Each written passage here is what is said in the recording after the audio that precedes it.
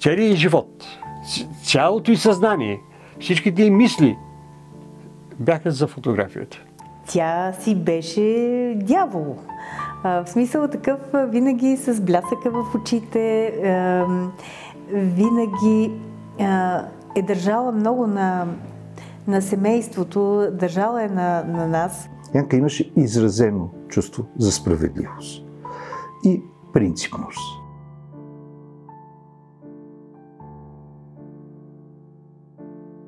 Свободното време на Янка беше свързано изцяло с учениците.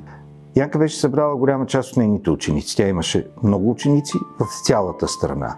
И тук съвсем откровенно мога да кажа, те просто я последваха. Последваха я заради нея, заради това, че тя е Янка Кюркчиева. Всеки един фотограф е минал през нейния клас, през нейната школа, под нейните съвети в България. Тя винаги е била положителна към всеки един творец. Янка е като картина, която не можеш да нарисуваш с няколко щриха. Тя е много пластова, с голяма палитра. Това, което мисля, че е много важно, е, че книгите на Янка Кюркчиева са енциклопедични.